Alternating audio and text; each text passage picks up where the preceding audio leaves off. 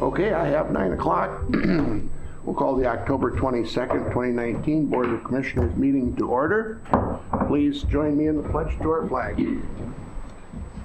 I pledge allegiance to the flag of the United States of America and to the republic for which it stands, one nation, under God, indivisible, with liberty and justice for all.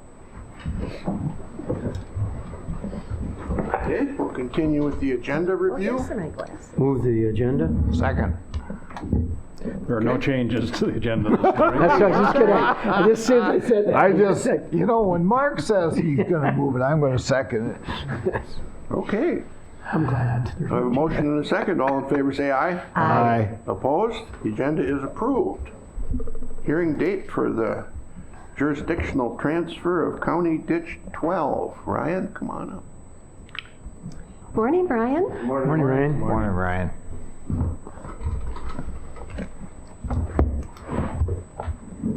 Good morning, thank you. I'm here to set a hearing date for the jurisdictional transfer of County Ditch 12. So County Ditch 12, or CD 12 as we call it, is on the easterly side of town over by Prairie Winds.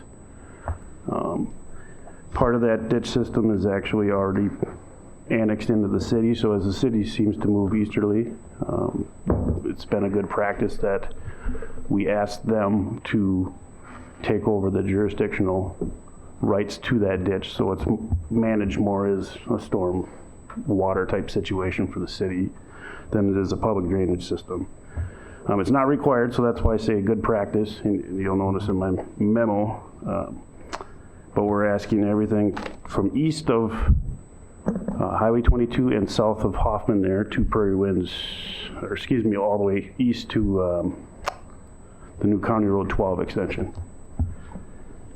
So we're looking to set a hearing date of November 5th to have that jurisdictional transfer hearing. Second. Any discussion? It's typical where the city meets the rural and. Yeah, and I mean, we don't do this a lot. It's only been a few times, but they just did this in 13, I believe. I spelled that out. That was the last time that kind of that Cougar Estates or whatever took over that section. Always seems like a good process to go through, and Yeah, it because they're the ones cleans that are things gonna, up. They they're operate on a different little. because it's in their jurisdiction. After when they annex that property, it's in their jurisdiction. They're going to have to take care of the issues with it too. So. Right, and they operate on different statutes and laws than the Yep. military, Yep. so it gets a little sticky. We found that out. So- 12. So that's about Okay. it. Any further discussion? None, all in favor say aye. Aye. Opposed? Date is set. Thank you, Ryan. Thanks. Thanks, Ryan.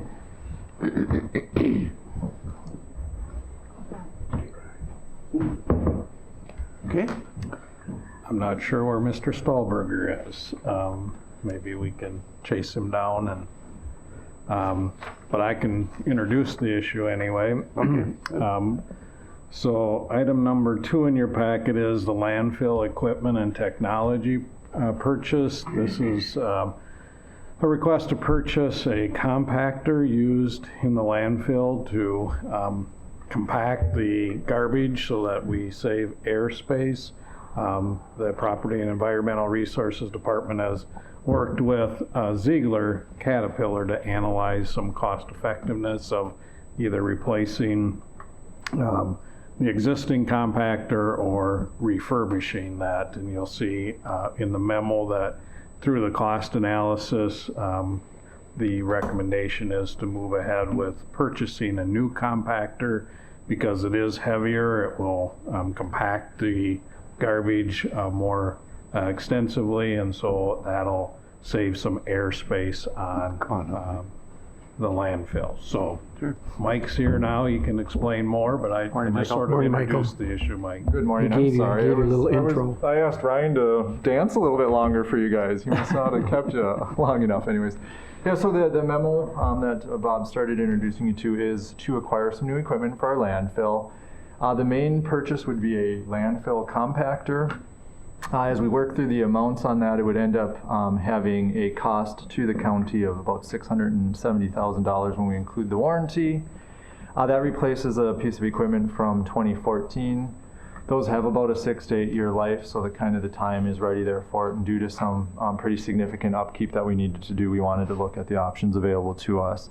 The benefits of replacing it as opposed to rebuilding it really come in the fact that it weighs a lot more. So we'll compact our current trash and allow us to actually, as you can see there, we can get about an extra $100,000 of airspace a year, meaning that we just will have more capacity. We won't fill as quickly. So it's not really cost savings. It just is additional value down the road when we look at it from there. So when we compare those two options between a rebuild and going through that and making that machine have the current machine have some additional life compared to the new purchase, it's a couple $100,000, which would be well more than paid for with the added compaction rate that we would be getting off of that. It's also just a more environmentally friendly machine, better fuel efficiency, better built in terms of how it compacts the garbage, so it'll have less maintenance in the long term. So a good change there. So that's one piece of it. The next piece that comes along, that would be some GPS or global positioning system software. There are a couple of companies across the country that provide that service, and so the one that we liked the most that we looked at was the Carlson landfill grade machine control option. And so what this technology will allow us to do is it will allow our engineers for the landfill to actually build paths for our operators. So they'll be able to say, this is how we compact today, here's where we put garbage tomorrow, and it'll keep track of those records. And what value that gives us is it allows our operators to know that they've squished that garbage as much as they can, or that they've moved away from an area that is completely compacted and started building in a different area. So it is kind of the next wave out there. Currently, we just have really good operators who know where they've been. They know that they've done what they've done. This allows us to bring a little bit more science and technology into that field.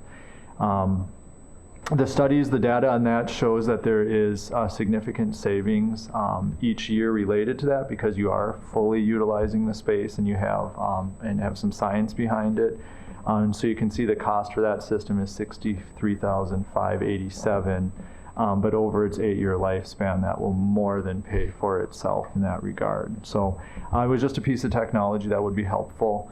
Another informational bit for you on that is with our cell construction going on right now, we have to put down what's called a fluff layer. I think I mentioned that prior.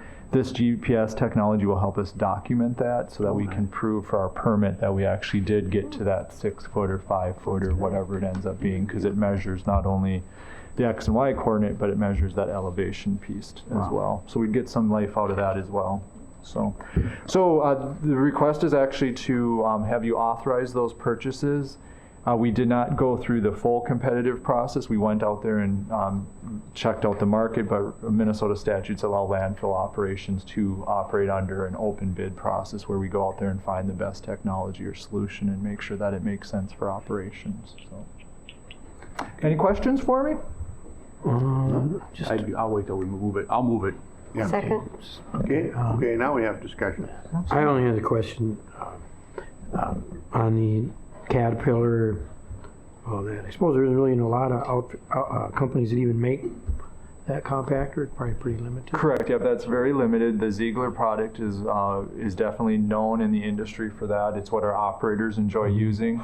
They're proud of that piece of equipment. Really good support in the Minnesota area for that. We were very pleased with the crew that came out and talked to us about it. We had Dave, and we also had our landfill operator, the manager out there, actually go and view the product. They had to go down in Iowa to see one. Believe it or not, they don't just keep these on a show floor anywhere in town. So they had to go see one in operation, and they were both very, very pleased with the equipment. They think it'll be a great addition. So. Okay. Mr. Chair, I just have a quick Go ahead. question. The technology with the GPS will, in the future, that thing will be driving around out there by itself. There's a chance for that to get there, exactly right. It's really exciting to see where that goes. Like I said, it'll help us out with our fluff layer and making sure that our cell is constructed appropriately. But it also gives us the ability to ask for a permit to change our slopes, because it can help us set up the terraces and do all of that right. So it'll be really, it'll be cool to see that out there. And we saw that in operation. They were able to bring some of that technology in for us. It'll have a dashboard that we can actually see where things are driving from our desks. So we can see where they're putting garbage on a certain day, and we can see how full we're getting or not getting. So really cool. I just have a few questions. The rebuild, would that have to be done immediately, or could it be postponed for a couple years, or? Yes, the rebuild would be required now to get to that next warranty phase. So Okay, the to 2000 keep the warranty Yep, phase. Yep, to get, well, so it was a 2014 purchase, 6-year warranty, so that warranty is ending. In order for them to re-warrant it for us, they would require us to do this Okay. rebuild. And which how has that long cost. would it take for them to be out of service with the rebuild? The rebuild will take the machine out of service for months. So then what we do is we go back to, we have a backup compactor. It's much, much smaller, but it Right. works in a time like that. So we would be going back to that while they pull that piece of equipment out of production. So obviously, we buy the new one, we can have this until the new one shows up. Absolutely, yeah, yeah. Second part is, this is all paid for with the Ponderosa Correct, it's enterprise funds. Enterprise Fund. Yeah. So it really doesn't come out of the general fund, it comes out of the Ponderosa Fund, which Correct. is already there. Absolutely, yeah. Thank you. Okay, any other questions for Mike? No. Okay, if there's no further discussion, all in favor say aye. Aye. Opposed? Carried. Thank you, Mike. Thanks, folks. Thanks, Again, Mike. apologies for being a little late there. Don't worry about it. Looks like you're up, Phil. Morning, Phil. Morning, Phil. Morning, Phil. Great. I was gonna say for a Monday.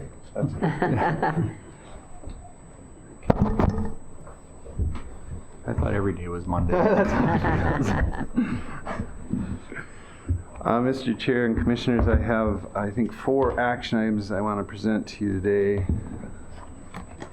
And the first of those has to do with financial assistance. This contract actually has 2 parts, so it's a little complex, but I'll try to just pull out the main pieces so you know what you're considering. The MRCI, MFIP, and DWP, which stands for Minnesota Family Investment Program and the Diversionary Work Program, are pieces that go to employment and training. So when people are on these types of assistance, it's required that we also have an employment function, and we contract that through MRCI. There's 2 other elements also in this consolidated grant that includes emergency assistance. So some people can qualify if they're pregnant or they have children with them. And then there's also, at the very end of the paragraph, you'll see some administrative costs that we take out of this grant as well. So there's really those 4 parts of this first item. The consolidated grant went up $30,000. MRCI will be having an additional $19,000, and the rest go to the administrative costs and emergency assistance. And then the total grant would be $600,909. The term January 1st of 2020 through December 31st of 2020.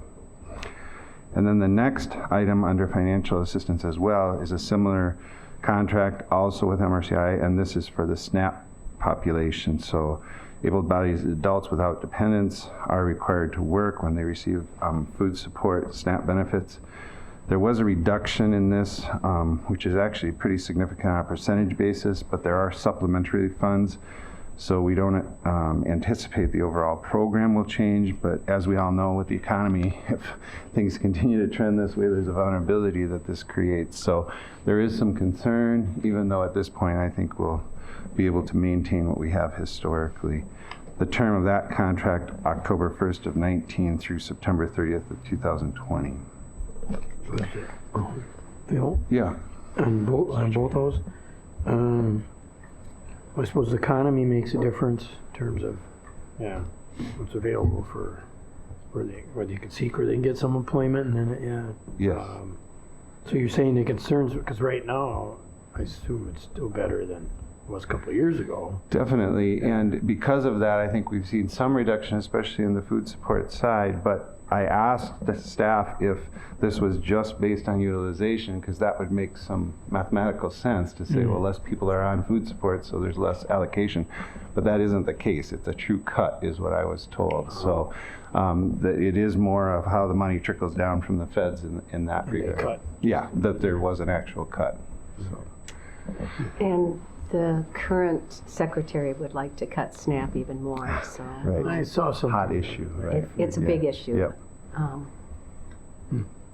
Why is that such, I mean, this program has just been controversial for a long time. Right. And why is, it seems like such a good program, why is it always so controversial?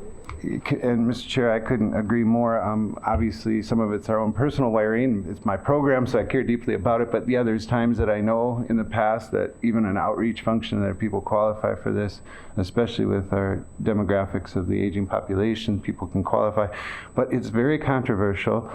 Somehow it kind of has that welfare stamp on it, is the truth. And I really can't figure it out, because these are folks that really don't have food on the table. It's not anything other than that. The fact that some people are saying I'll get by on my own, I think that's their choice, but I can tell you that they're in a hard spot because of their income, and if they qualify, that means they're getting by on very little. No, and this is something we see the results of daily Right. in our area. It just Right, boggles me. exactly, exactly. And I think with the farm economy right now, it could really impact some of the people who are Right. hitting times that they've never hit before. Right. Yeah. And Commissioner, all this money flows through Department of Ag, Yep. is correct, yes. So then the other section I have, also 2 items with a little bit of a similar breakout in public health, where there's a master grant, and this is coming before you just because there was an amendment. I always feel like I want to bring that back through the board if there's ever change to the content that's significant. I wouldn't say this is highly significant, but they're trying to align the first item, number 1, contracting and bidding requirements, to align those with all the standards from the Office of Grant Management. And then number 2, the second amendment to this master contract is changes regarding who's reporting. So I think the board chair, myself, other people would be listed, and then they're asking that if there's any changes to our representatives, that get conveyed to MDH as soon as possible. So they're pretty benign, but they are doing some alignment with the contract terms. There's no funding attached to this part, but the agreement is January 1st of 2020 through December 31st of 2024. Mr. Chair, will the alignment be more of a challenge for us or not, just because it's different rules and regulations, I Right. would assume? Right, and I think it does add layers, and you know, it's a two-edged sword as far as I'm concerned, because first of all, we welcome our accountability both on the fiscal side and the program side. Is when you're accountable, you know what you're expected to do, and you're able to perform. So in that way, it can be a good thing. Even the maintenance of, as people change, like if you get a new human service director, that we have to remember somehow that in this contract now is embedded this notice that has to go back to MDH. Those things become a little cumbersome, to be really frank, and I'm not sure, you know, how important they are. You know, to me, just my view of it is, if you said what roles we have and who's in charge of what, that would be the way to do that rather than name names. Yeah.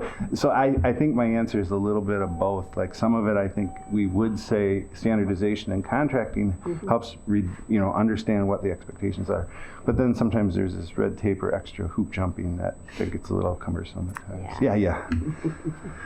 Also along with that, then this last item is regarding children and teen checkup, child and teen checkup. That is the battery of things we ask physicians to look at from birth through age 20. We also then receive the money, mainly going to staffing, to help coordinate the expectations to the primary health provider.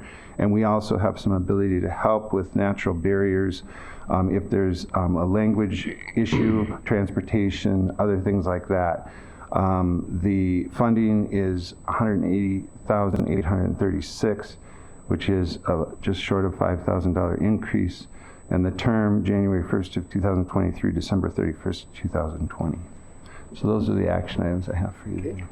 I'll move the action items. Second, Any discussion? that last one, is that a lot of the counties take advantage or, do that? Yeah, it's a very much of a standard. Sometimes there's a certain things that we're asking docs to do when they have a child or teen come in for a physical, and some of that's that public health mission to just have, again, a standardized approach.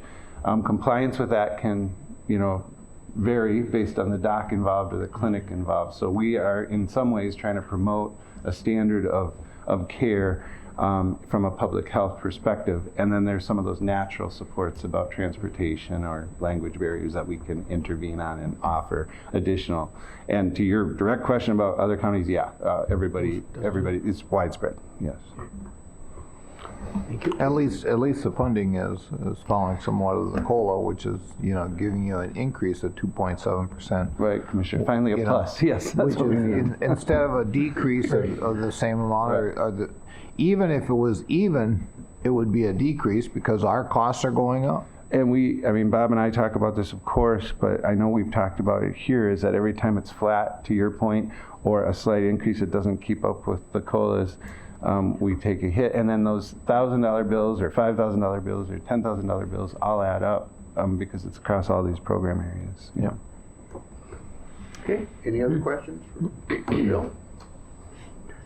Okay, all in favor say aye. Aye. Opposed? They are approved. Thank you, Mr. Chair and Commissioners. I have one action item that has a lot to it, so I'm going to kind of walk us through this report. Obviously, I know you all can read, so if you have questions either now or after the fact, I'd be glad to answer these. This also lends itself to kind of those work sessions. If you want a deeper dive, we'd be glad to do that. Bob and I are kind of accumulating a list of things, so if you ever want us to hone in on something, we're glad to do that. This very first graph is just a combination graph, so I'm not going to spend time on it, but it takes all of our crisis services and puts it together in what kind of trend line you have, and you see a big increase in utilization, which is a good thing as far as we're concerned. That next graph with both bars and lines is the one I want to spend a little time just explaining how that front graph breaks down.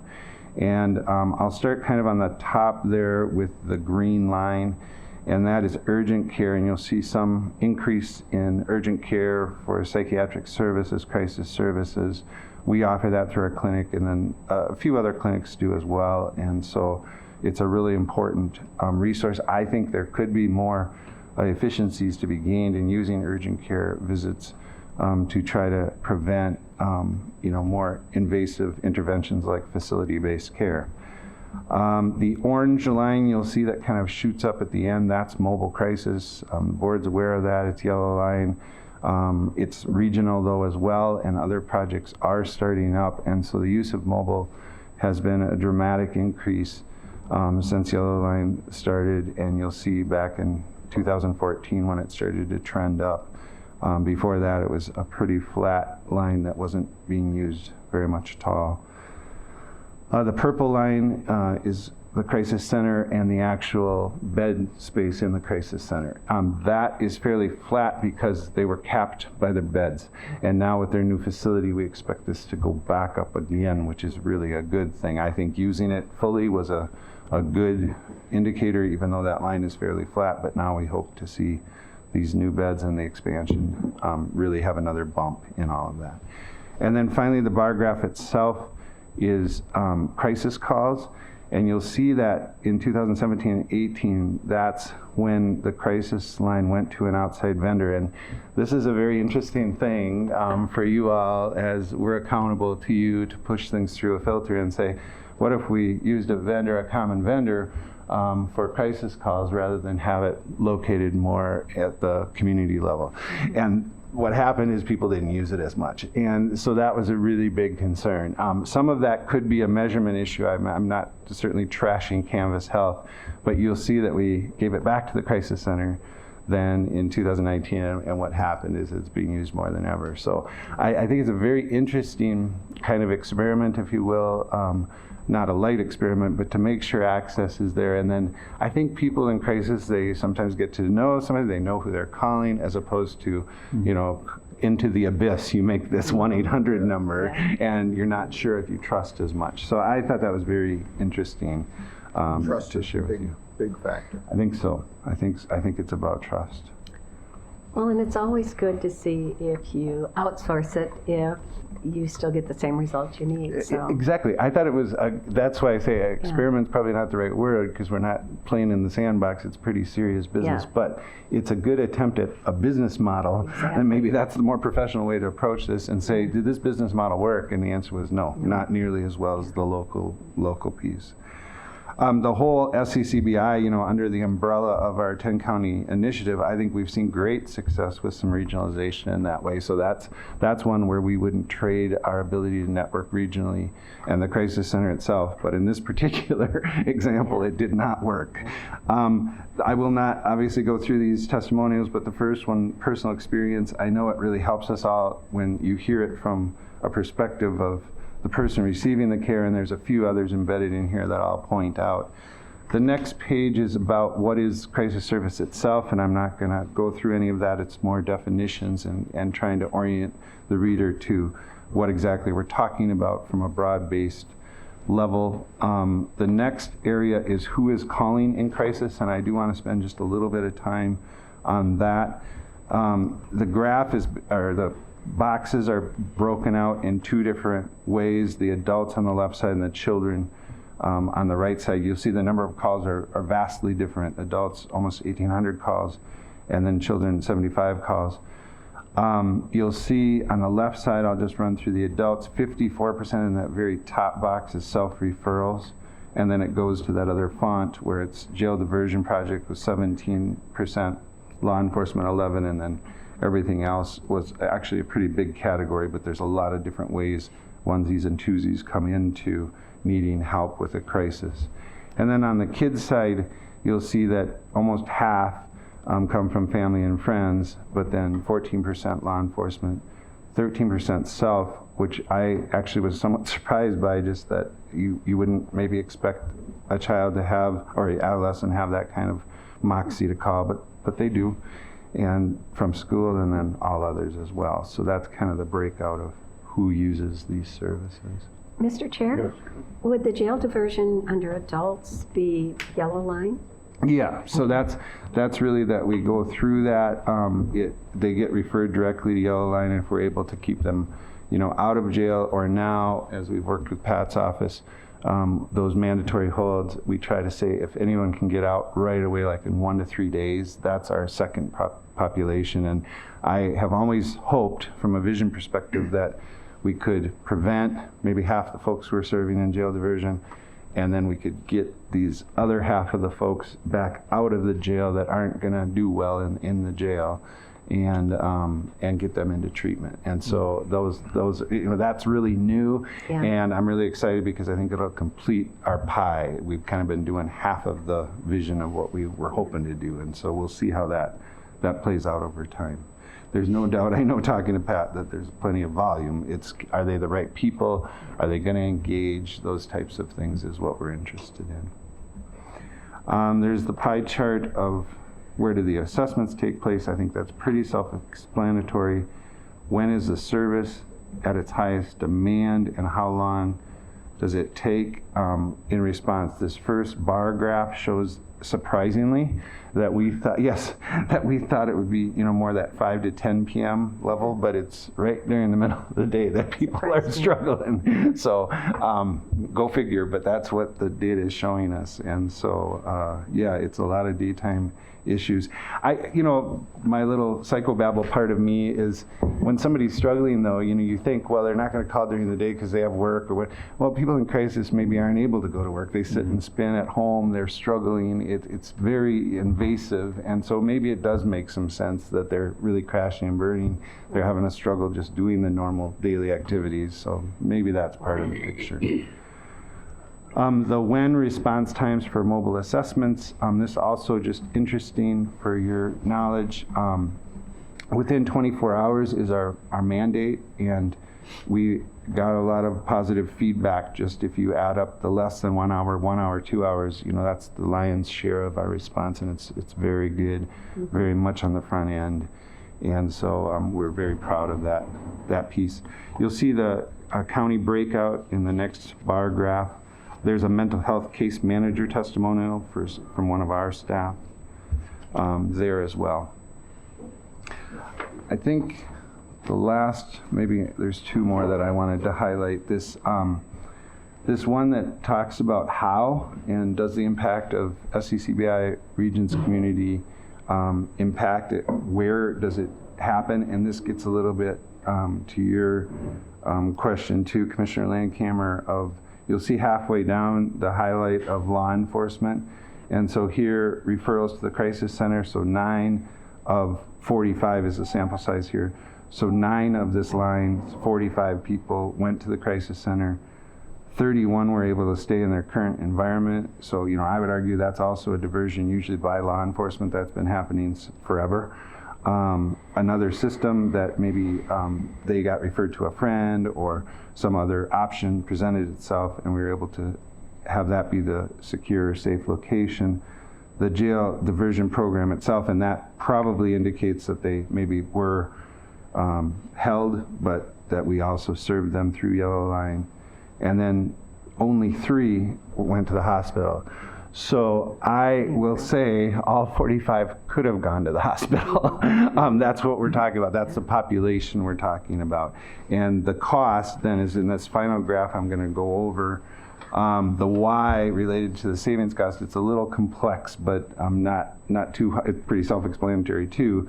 But you'll see in that graph the direct cost formula. So when we say emergency room, $729, that's obviously not what somebody would be charged. That's their real cost. So they're saying it costs us $729 to do that. And for mobile crisis, it was $218. So if you just use the math from the previous page, that's about $400,000 per year. But then if you look at crisis residential, people that do need a safe place, and in this case, really the crisis center primarily, you'll see how that maps out over time is if the average per visit per day is $730 for residential care at the crisis center versus hospitalization where it's $3,000 to $6,000. You look at the length of stay and then those cost averages, and then you graph that out in a range for potential cost savings. We get into those really big dollars that I don't think are probably that far off in the millions of dollars, $5 to $13 million of savings. I do think, this is one where we probably need a little more time to go by and have some good data to drive us. But, to talk to Mayo about this, it seems like a pretty strong piece of leverage to me to say, hey, you have skin in the game too, because we're preventing a lot of people coming in your ED. So very good result. And Jamie Hayes, our person that's doing the SCCBI work for us, put this all together. So I do want to recognize her as well. And then you'll see the law enforcement testimony, just a comment from Matt DeRose from the city. So that's the report for today. Any questions? That was great. Not a question, just a comment. This is really helpful, and I think it delineates so much of the importance of what you're doing and the difference it makes in somebody's life when they get that help. Thank you very much. Well, not only that is that the cost savings to the county. Yep. It's just, here, I know we put the money in for the crisis center and the training and stuff, but when you compare that to hospitalization,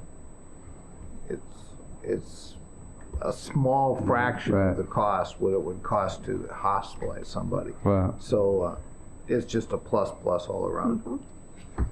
Of all these counties, they all use our services here, like Rice County, for example. They do, and They don't, especially do they have other places? for our region, the crisis center here in town is our resource. But to Commissioner Strindberg's comment is, I don't think the business risk of starting crisis centers, if you run them right, is really that high. But I also thought of thinking back in the day when Bob and I were negotiating with the state and we were doing the big push out from the state hospital and trying to stand that up. You don't know. And you build a clinic or a small facility and you don't know if it's going to float. And it certainly has. Our quid pro quo there was the state was going to run it. They didn't chase revenues. There were a lot of business issues there. But then once Horizon took it over, we took off. They do serve the 10 counties, to your question. Crisis and mobile and some of these jail diversion projects are really, we're going to have to use the phone to do that, and I think that'll be true for our project as well, as screen people over the phone, just so it's time effective for law enforcement, and then with the geography for the region, we're going to just have to use technology to cover some of the grounds. Thank you all. Phil? Good report. Thank you so much, Phil. Great information. Thank you.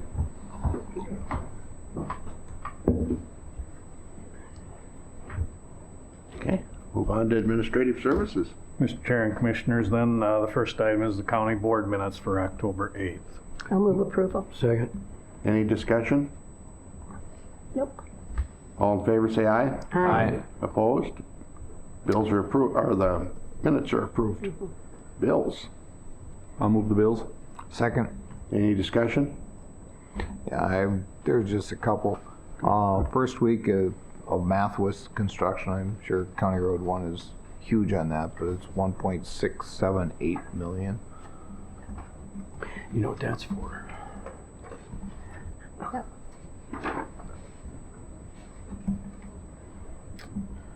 That is both County Road 1 and County Road 14. All right. 14 too, yeah. Figured the same. I thought it should be brought out. Let's see. I think it's the second week. Envirobait. His building acquisition construction is $167,000. Envirobait. That is the asbestos abatement work that was done in the government center. All right. And then Tyler Technologies computer software purchase for $196,000.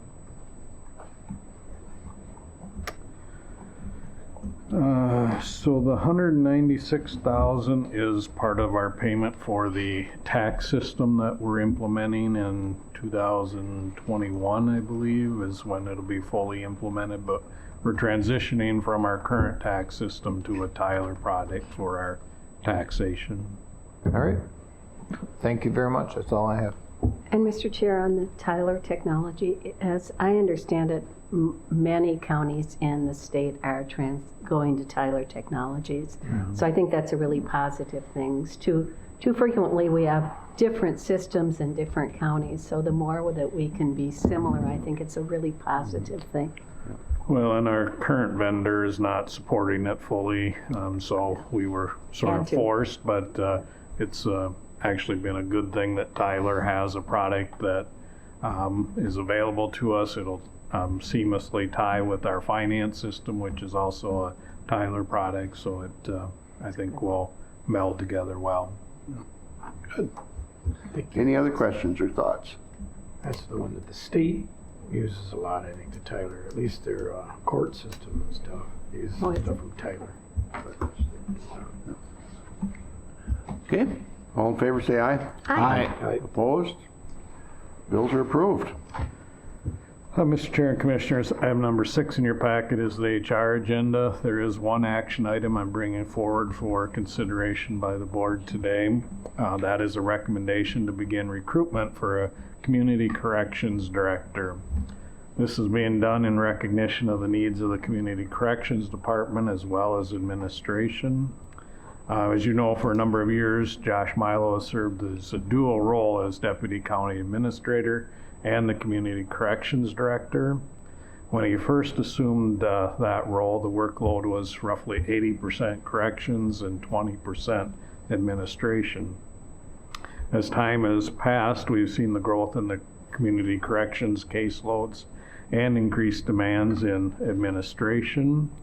As a result, those percentages have been difficult to maintain, and more of his time has been dedicated to administrative work, leaving community corrections lacking. I believe the Community Corrections Department would be best served by having a dedicated department director. While Josh has done a great job managing both roles, it has become clear that having the split role left some gaps that I think would be best to be filled. As a result, I'm bringing forward this request to reestablish a dedicated Community Corrections Director position.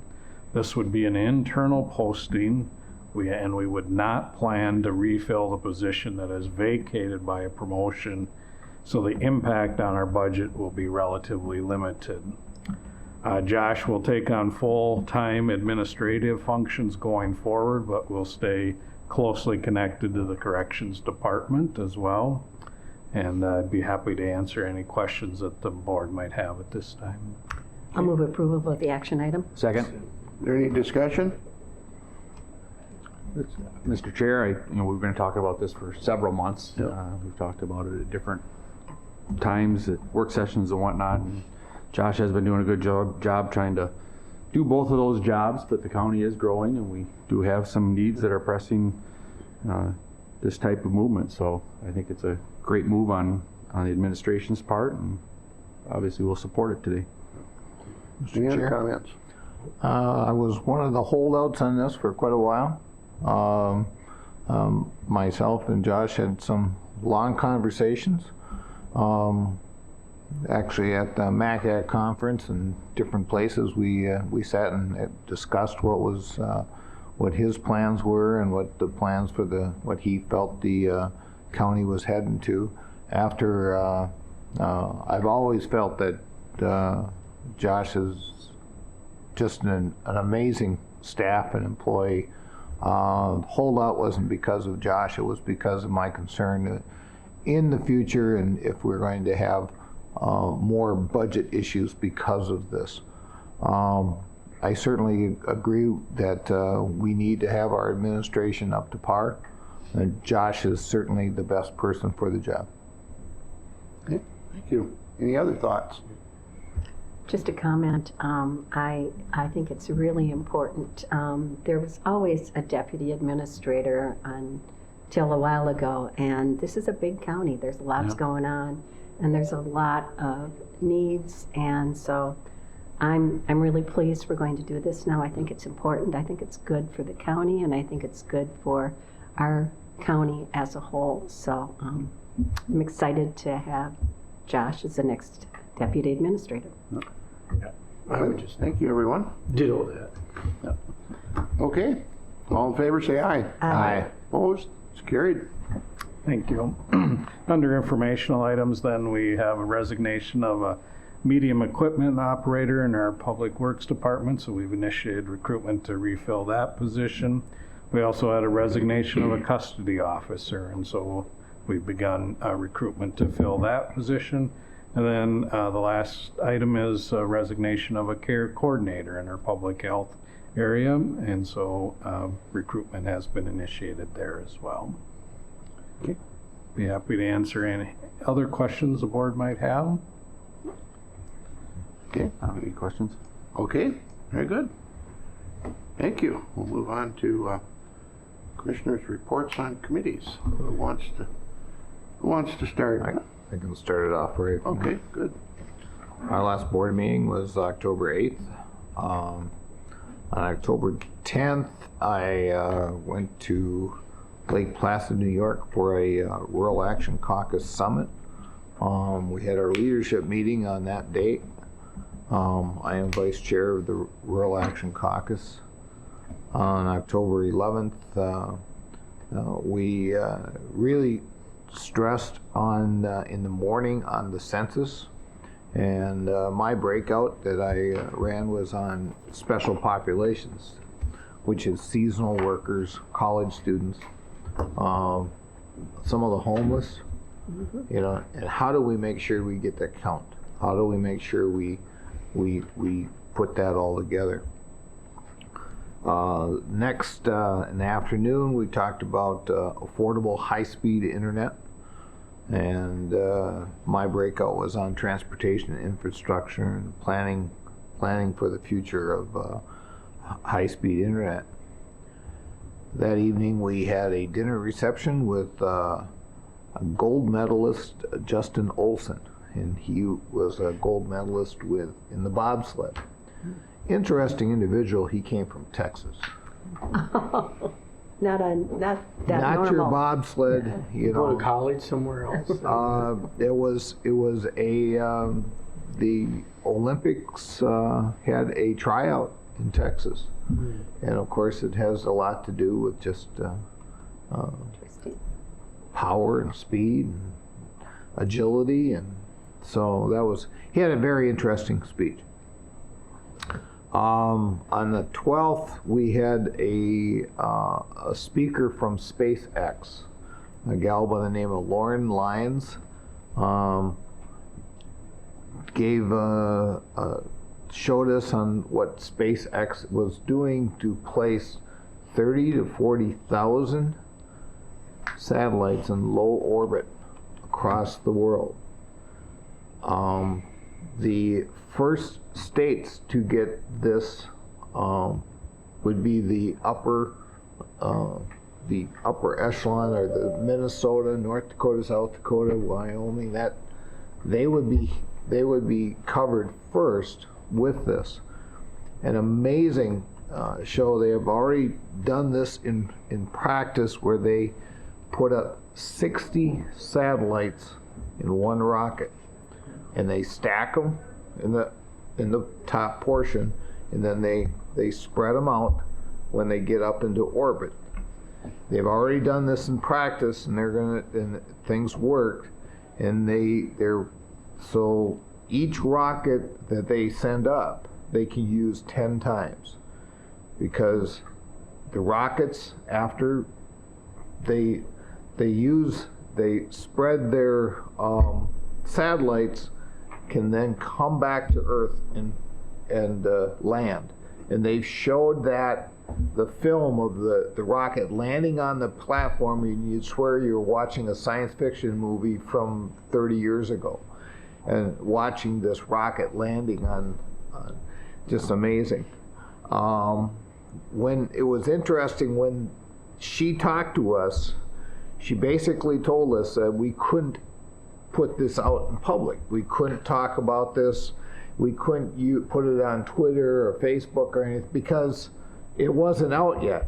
Well, last week Elon Musk made it public, and it was in the Free Press, talking about the 30,000 satellites that he'd planned to put out.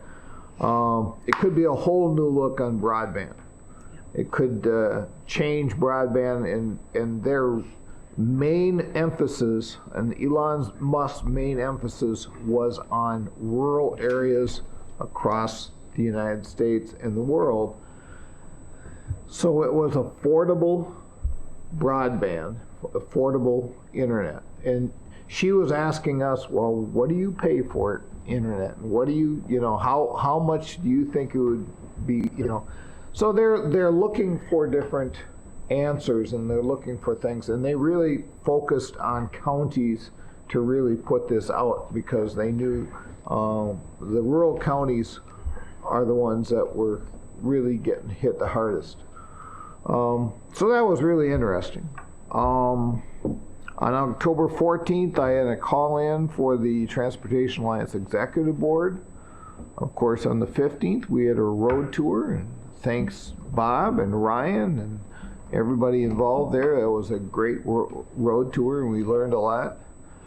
And on the 18th, myself and Colleen had the AMC board meeting, and then I had a policy coordinating. And Mark.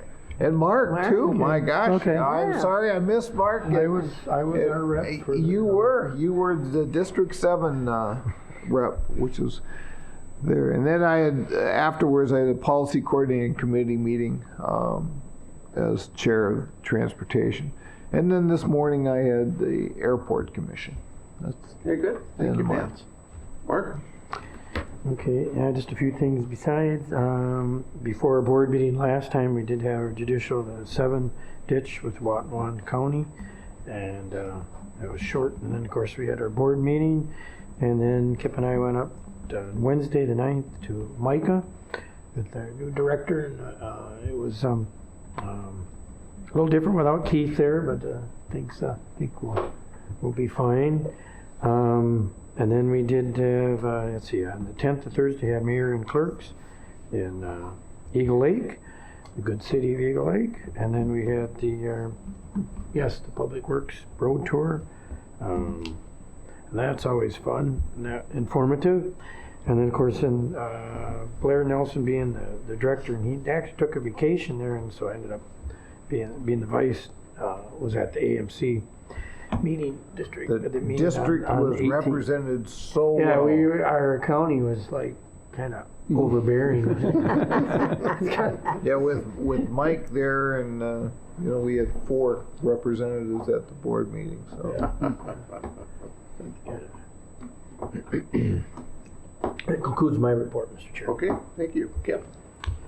After the last board meeting, Mark already mentioned Micah that we were at, but we had a very long discussion. Actually had a lot of discussion about the transportation with Steve. He had a really good history on this, but I think the most informative thing that I got out of that meeting was the hemp discussion we had, or the legalized marijuana discussion we got into.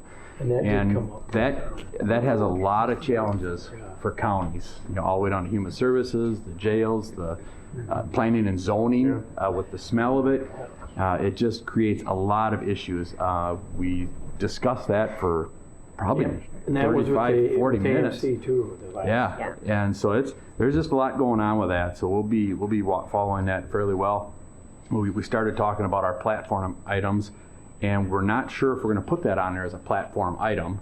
And Mark, you'll have to help me out a little bit if I don't summarize this correctly, but their worry is that if we oppose it, we won't have as much voice. So we're trying to stay in the backgrounds and say, well, if you do approve it, this is what we want done and funding for this. And AMC is doing the same thing. Yeah. Yeah. The idea so- was to have discussed, not give a position, but to point out the The Maybe more follow of the negative the follow of what along could come use up, if it yeah. comes along. So again, I'm only one board member, but I don't know if I necessarily agree with that. I think we should come out against this and not deal with it. And if it does go, then say these are the conditions we want. But I'll follow the lead of the professionals because they seem to have been through this before. But it just does create a lot of conversation. And when I'm out talking with people too, they'll ask, well, what's the big deal? Legalize it. Well, I'm going to get this list of, was it 17 things they had on this list of things that we got to watch out for as county taxpayers?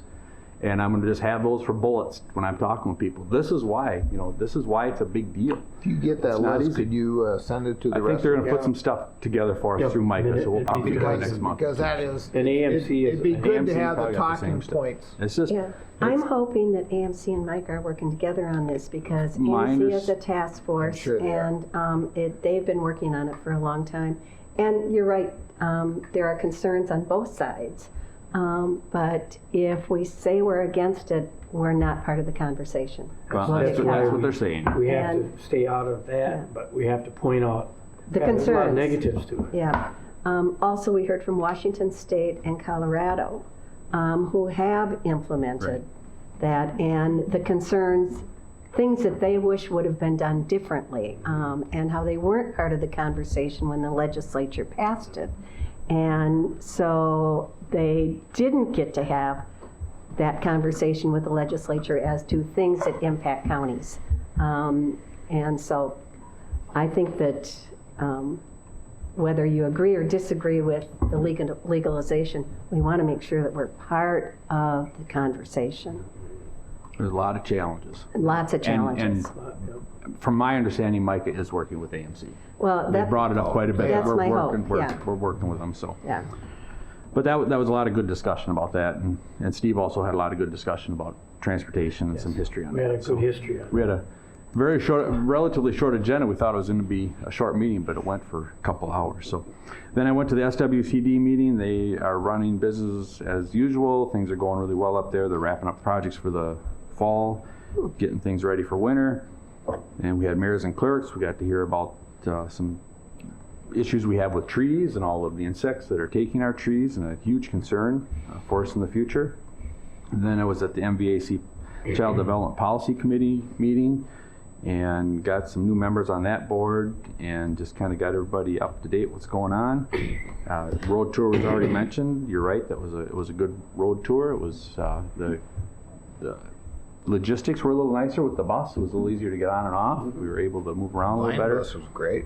Yeah, and the road tour was great, and the weather was perfect. And then yesterday I had a very short MVAC meeting just to approve some items for the child development. And that brings me up to today, Mr. Chair. Thank you, Kip. Colleen?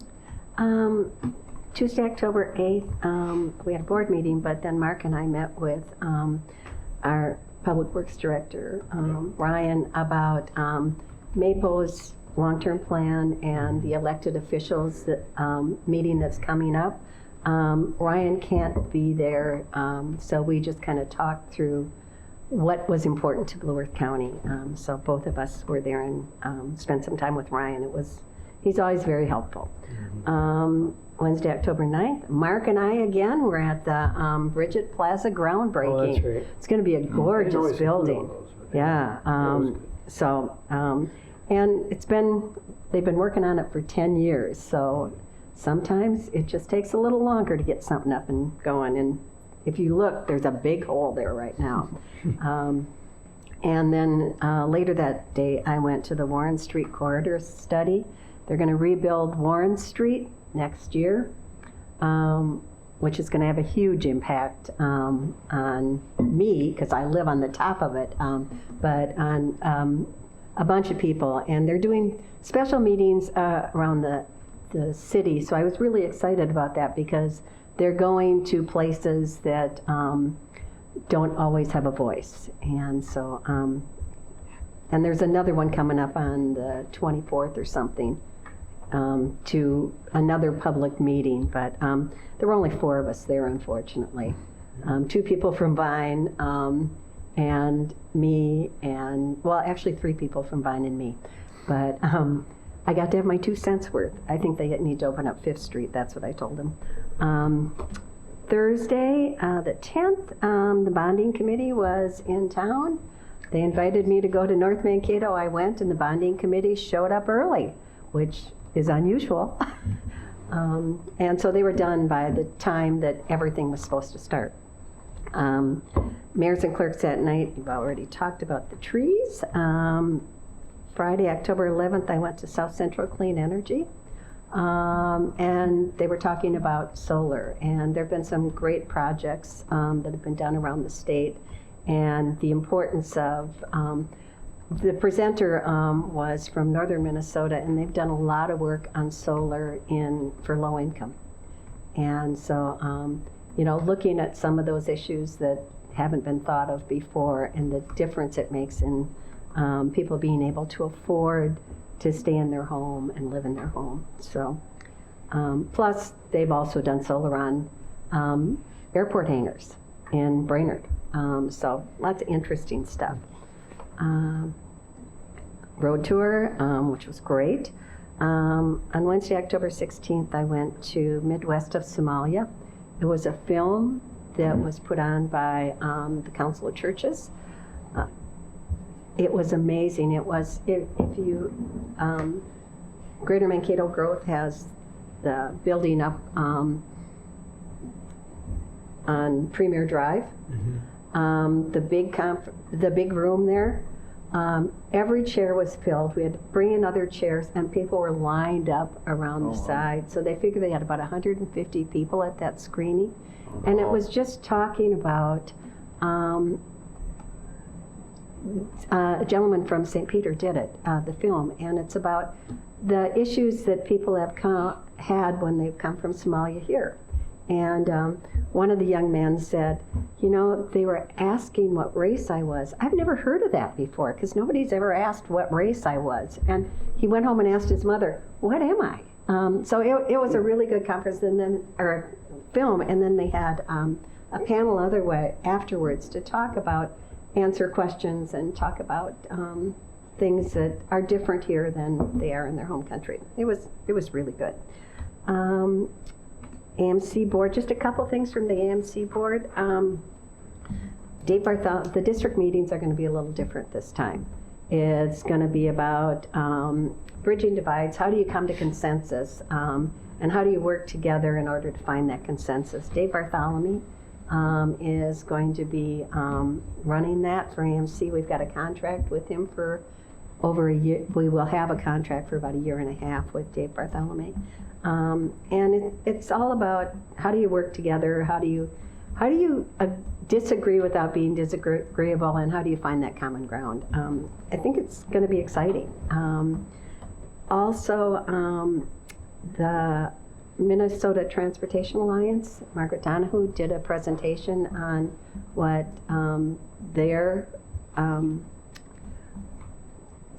what they're going to be lobbying for this year, and they've got a consortium that's working together.